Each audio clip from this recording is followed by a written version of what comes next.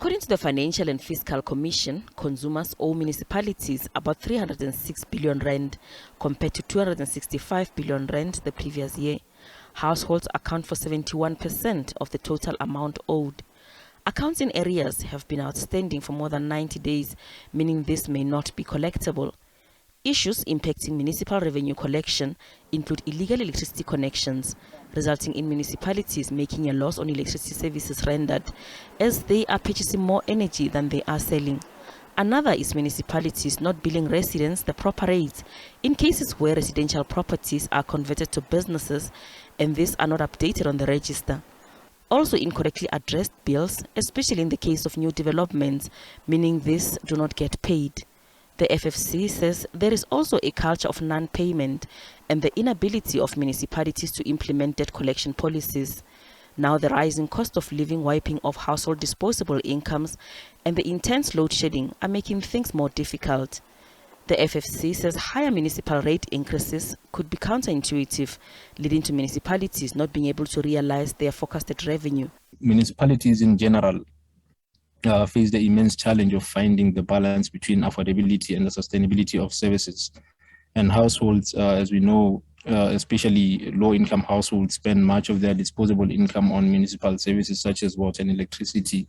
But now, given the current economic backdrop with rising inflation and the rising cost of living, disposable income has become more strained now more than ever. And citizens are unable to afford municipal bills when increases for service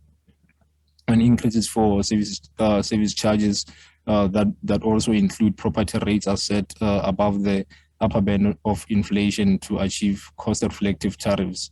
Salga says municipal revenue collection rates are usually based on revenue received the previous year or can be set higher if there are implementable strategies to increase collection. The economic shocks like the COVID pandemic and now the rising cost of living continue to impact municipal revenue collection negatively. Most households are no longer able to afford municipal bills, and because of the state of economy, the unemployment and all those. So most of households now are left with a choice between putting bread on the table or paying municipal bills. And obviously, they'll go for putting bread on the table instead of paying municipal bills. And that's the reason why the debts owed by households to the municipalities in general is about 306 billion rands at the moment. And it is increasing every quarter. That's why the national government came up with a debt relief program for municipalities, debt relief program for ESCOM and debt relief program for municipalities, whereby municipalities can apply to National Treasury for a debt relief program. Municipalities have to comply with some conditions to be able to take advantage of the National Treasury's debt relief program.